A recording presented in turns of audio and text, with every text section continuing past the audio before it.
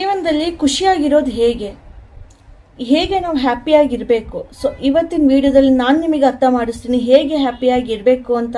ನಾನು ನಿಮ್ಮ ಶ್ರೇಯ, ನೀವು ನೋಡ್ತಾ ಇದ್ದೀರಾ ಮೈಂಡ್ಸೆಟ್ ಕನ್ನಡ ಯೂಟ್ಯೂಬ್ ಚಾನಲ್. ಬನ್ನಿ ಈ ವಿಡಿಯೋನ ಸ್ಟಾರ್ಟ್ ಮಾಡೋಣ. ನಾನು ಇದನ್ನ ಒಂದು ಕತೆ ಮುಖಾಂತರ ನಿಮಗೆ ಅರ್ಥ ಮಾಡಿಸ್ತೀನಿ. ಸೊ ಒಂದು ಅಜ್ಜಿ ಇರ್ತಾರೆ, 90 ವರ್ಷದ ಅಜ್ಜಿ. ಸೊ ಅವ್ರಿಗೆ ಮೊದಲಿಂದನೂ ಕೂಡ ಚೆನ್ನಾಗಿ ಮೇಕಪ್ ಮಾಡ್ಕೊಳ್ಳೋದು, ಒಳ್ಳೊಳ್ಳೆ ಡ್ರೆಸ್ ಹಾಕೊಳ್ಳೋದು ಅಂದರೆ ತುಂಬ ಇಷ್ಟ. ಆ್ಯಂಡ್ ಅವ್ರು ಅದೇ ರೀತಿ ಬದುಕ್ತಿರ್ತಾರೆ ಕೂಡ. ಆ್ಯಂಡ್ ಒಂದಿನ ಅವ್ರ ಹಸ್ಬೆಂಡ್ ಡೆತ್ ಆಗುತ್ತೆ, ಓಕೆನಾ. ಸೊ ಯಾರು ಅವರ ಜೀವನದ ಖುಷಿ ಪ್ರೀತಿ ಎಲ್ಲ ಅಂದ್ಕೊಂಡಿರ್ತಾರೆ, ಆ ಹಸ್ಬೆಂಡು ಡೆತ್ ಆಗುತ್ತೆ. ಸೊ ಆವಾಗ ಆ ಅಜ್ಜಿ ಏನು ಮಾಡ್ತಾರೆ, ಅವ್ರಿಗೆ ಮಕ್ಕಳು ಇರೋದಿಲ್ಲ, ಯಾರು ಫ್ಯಾಮಿಲಿಯವರು ಇರೋದಿಲ್ಲ ಅಜ್ಜಿನ ನೋಡ್ಕೊಳ್ಳೋದಕ್ಕೆ. ಸೊ ಓಲ್ಡ್ ಏಜ್ಗೆ ಹೋಗೋಣ ಅಂದರೆ ಓಲ್ಡ್ ಏಜ್ ಆಶ್ರಮಗಳೆಲ್ಲ ಇರ್ತಾವೆ, ಸೊ ಅಲ್ಲಿಗೆ ಹೋಗೋಣ ಅಂತ ಅಂದ್ಬಿಟ್ಟು ಡಿಸೈಡ್ ಮಾಡ್ಕೊಳ್ಳುತ್ತೆ. ಆ್ಯಂಡ್ ಅವಜ್ಜಿ ಆ ಆಶ್ರಮಕ್ಕೆ ಹೋಗೋ ದಿನ ಕೂಡ ತುಂಬ ಚೆನ್ನಾಗಿರೋ ಡ್ರೆಸ್ ಹಾಕ್ಕೊಂಡು, ತುಂಬ ಚೆನ್ನಾಗಿ ಮೇಕಪ್ ಮಾಡಿಕೊಂಡು, ಏನೂ ನಡೆದೇ ಇಲ್ಲ ಲೈಫಲ್ಲಿ, ಬ್ಯಾಡ್ ಏನೂ ನಡೆದೇ ಇಲ್ಲ, ಕೆಟ್ಟದ್ದು ಅನ್ನೋ ರೀತಿಯಲ್ಲಿ ರೆಡಿಯಾಗಿ ನಿಂತಿರ್ತಾರೆ. ಆ್ಯಂಡ್ ಅದೇ ಥರ ರೆಡಿಯಾಗಿರ್ತಾರಲ್ಲ, ಸೊ ಅದೇ ಥರನೇ ಅವರು ಹೋಗ್ತಾರೆ ಓಲ್ಡ್ ಏಜ್ ಹೋಮ್ಗೂ ಕೂಡ. ಏನೂ ಅವ್ರು ಚೇಂಜ್ ಮಾಡ್ಕೊಳ್ಳೋದಿಲ್ಲ, ಆಯಿತಾ. ಮೇಕಪ್ ತೆಗಿಯೋದು, ಡ್ರೆಸ್ ಕಡಿಮೆ ಕ್ವಾಲಿಟಿ ಹಾಕ್ಕೊಳ್ಳೋದು, ಆಮೇಲೆ ಆ ಥರ ಏನಿಲ್ಲ, ಗ್ರ್ಯಾಂಡಾಗಿ ರೆಡಿಯಾಗಿರ್ತಾರೆ, ಚೆನ್ನಾಗಿ ಮೇಕಪ್ ಮಾಡ್ಕೊಂಡು ಹೋಗ್ತಾರೆ. ಆ್ಯಂಡ್ ಅಲ್ಲಿ ಹೋದ್ಮೇಲೆ ಅವ್ರನ್ನ ತುಂಬ ಹೊತ್ತು ವೆಯ್ಟ್ ಮಾಡಿಸ್ತಾರೆ. ಆ್ಯಂಡ್ ವೆಯ್ಟ್ ಮಾಡಿಸಿ ಎಷ್ಟೋ ಹೊತ್ತಾದಮೇಲೆ ಅಲ್ಲಿ ಒಂದು ಹುಡುಗಿ ಬರುತ್ತೆ ಈ ಅಜ್ಜಿಗೆ ರೂಮ್ ತೋರಿಸೋದಕ್ಕೆ, ಅವ್ರು ಉಳ್ಕೊಳ್ಳೋದಕ್ಕೆ. ಆ್ಯಂಡ್ ಕರ್ಕೊಂಡು ಹೋಗ್ತಾ ಹೋಗ್ತಾ, ಅಂದರೆ ಈಗ ರೂಮ್ ಎಲ್ಲೋ ಒಂದು ಕಿಲೋಮೀಟರ್ ಸೊ ಆ ಥರ ಅಥವಾ ಅರ್ಧ ಕಿಲೋಮೀಟರ್ ಡಿಸ್ಟೆನ್ಸಲ್ಲಿ ಇರುತ್ತೆ ಅಂದ್ಕೊಳ್ಳಿ. ಸೊ ಆ ರೂಮಿಗೆ ಕರ್ಕೊಂಡು ಹೋಗಬೇಕಾದ್ರೆ ಹೋಗೋವರೆಗೂ ಏನಾದರೂ ಮಾತಾಡಬೇಕಲ್ಲ. ಸೊ ಈ ಹುಡುಗಿ ಆ ಅಜ್ಜಿಗೆ ನಿಮ್ಮ ರೂಮ್ ಯಾವ ಥರ ಇದೆ, ಏನು ಎತ್ತ, ಸೊ ಇದೆಲ್ಲ ಒಂದು ವಿಜುವಲಿ ಒಂಥರ ಇಮ್ಯಾಜಿನೇಷನ್ ಬರೋ ರೀತಿ ಒಂದು ಎಕ್ಸ್ಪ್ಲನೇಷನ್ ಕೊಡ್ತಾ ಹೋಗ್ತಾಳೆ. ಕೊಡ್ತಾ ಹೋಗ್ತಾ ಅರ್ಧದಲ್ಲಿ ಅಂದರೆ ಅವಳು ಎಕ್ಸ್ಪ್ಲನೇಷನ್ ಕೊಡ್ತಾ ಅರ್ಧದಲ್ಲಿ ಇರ್ಬೇಕಾದ್ರೆ ಈ ಅಜ್ಜಿ ಹೇಳುತ್ತೆ, ಐ ಲವ್ ಮೈ ರೂಮ್ ಅಂತ, ನಂಗೆ ತುಂಬ ಇಷ್ಟ ಆಗಿದೆ ರೂಮು, ನಂಗೆ ತುಂಬ ಖುಷಿ ಆಗ್ತಿದೆ ಅಂತ. ಆಮೇಲೆ ಈ ಹುಡುಗಿ ಹೇಳುತ್ತೆ, ಅಲ್ಲ ಅಜ್ಜಿ, ನಾನು ಇನ್ನೂ ನಿನ್ನ ರೂಮಿಗೆ ಕರ್ಕೊಂಡೋಗಿ ನಾನು ಇನ್ನೂ ತೋರಿಸೇ ಇಲ್ಲ, ಏನಿಲ್ಲ, ನಾನು ಇನ್ನೂ ಎಕ್ಸ್ಪ್ಲನೇಷನ್ ಕೂಡ ಕಂಪ್ಲೀಟ್ ಮಾಡಿಲ್ಲ, ನೀನು ಆಗ್ಲೇ ನನಗೆ ರೂಮ್ ತುಂಬ ಇಷ್ಟ ಆಯಿತು, ಖುಷಿ ಆಗಿದ್ದೀನಿ ಅಂತ ಅಂತಿದ್ದೀರಲ್ಲ, ರೂಮಿಂದ ಖುಷಿ ಆಗಿದೆ, ನನಗೆ ತುಂಬ ಇಷ್ಟ ಆಯಿತು ಅಂತಿದ್ರೆ ಹೇಗಿದು ಅಂತ ಕೇಳುತ್ತಾ ಹುಡುಗಿ. ಸ್ವಲ್ಪ ವೆಯ್ಟ್ ಮಾಡಿ ಅಜ್ಜಿ, ನಾನು ರೂಮ್ ತೋರಿಸ್ತೀನಿ, ಆಮೇಲೆ ಖುಷಿ ಆಯಿತೋ ಇಲ್ವೋ, ಇಷ್ಟ ಆಯಿತೋ ಇಲ್ವೋ ಅಂತ ಹೇಳೋರಂತೆ ಅಂತ ಅನ್ನುತ್ತೆ ಹುಡುಗಿ.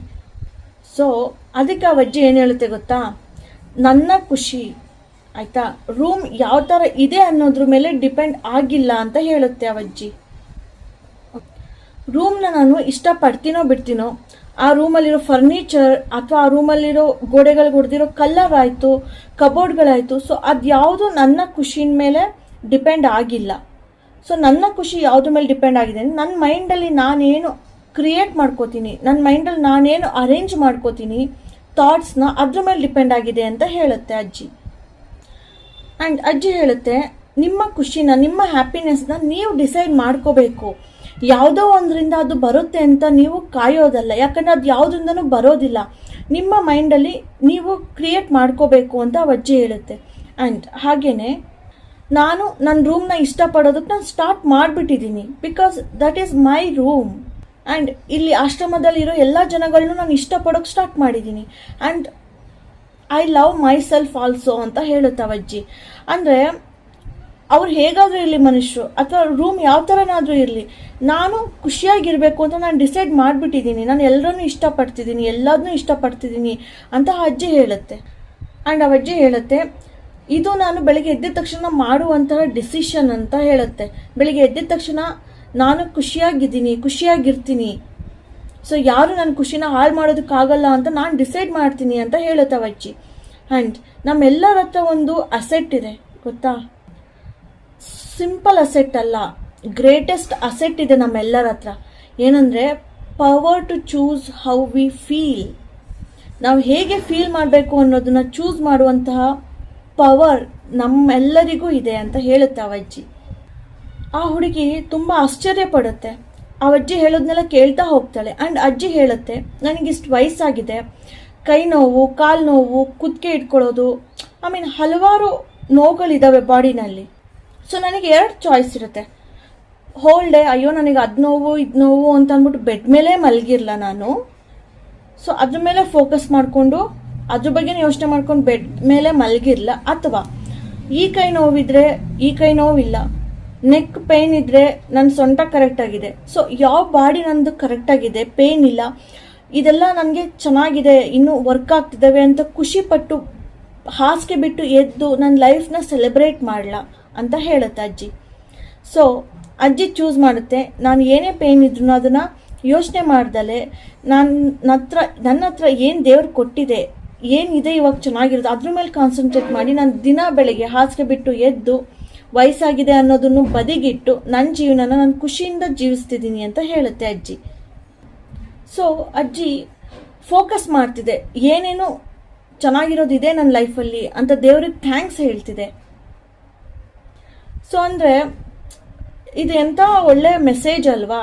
ಸೊ ಎಲ್ಲರ ಲೈಫಲ್ಲಿ ಏನಾದರೂ ಪ್ರಾಬ್ಲಮ್ ಇರುತ್ತೆ, ಅದನ್ನೇ ಇಟ್ಕೊಂಡು ಅದ್ರ ಬಗ್ಗೆ ಯೋಚನೆ ಮಾಡ್ಕೊಂಡು ಹಾಗೆ ಇರ್ತಿರೋ, ಅಥವಾ ಅಷ್ಟು ಈಗ 90% ಖುಷಿ ಇರ್ತಿರೋ ಆಯಿತಾ, ಇನ್ನು 10% ಏನೋ ಕಷ್ಟ ಇರುತ್ತೆ, ಅದನ್ನ ಇಟ್ಕೊಂಡು 90% ಹಾಳು ಮಾಡ್ಕೋತೀರಾ, ಅಥವಾ ಆ 10% ಸೈಡಿಗಿಟ್ಟು 90% ಖುಷಿಯಾಗಿರ್ತೀರಾ ಅಲ್ವಾ. ಆ್ಯಂಡ್ ಆ ಹುಡುಗಿ ತುಂಬ ಖುಷಿ ಪಡುತ್ತೆ, ಈ ಅಜ್ಜಿ ಇಷ್ಟು ಏಜ್ನಲ್ಲೂ ಎಂಥ ಪಾಸಿಟಿವ್ ಮೈಂಡ್ಸೆಟ್ ಇಟ್ಕೊಂಡು ಎಷ್ಟು ಖುಷಿಯಾಗಿದೆ ಅಲ್ವಾ ಅಂತ ಅಂದ್ಬಿಟ್ಟು ಆ ಹುಡುಗಿ ಕೂಡ ಪಾಠ ಕಲಿತಾಳೆ. ಸೊ ನೆನ್ಪಿಡಿ, ಲೈಫಲ್ಲಿ ನೋವು, ದುಃಖ, ಟೆನ್ಷನ್ ಇವೆಲ್ಲ ಆಟೋಮೆಟಿಕ್ಕಾಗಿ ಬರುವಂಥವು, ಹೌದಾ. ನೀವು ಯಾರು ಚೂಸ್ ಮಾಡೋದಿಲ್ಲ ಅದನ್ನು, ಹೌದಾ. ಬಟ್ ಹ್ಯಾಪಿನೆಸ್ನ ನಾವೇ ಚೂಸ್ ಮಾಡಬೇಕು, ಗೊತ್ತಾಗ್ತಿದೆಯಾ. ಅದು ತಾನಾಗೆ ಬರೋದಿಲ್ಲ, we have to choose it.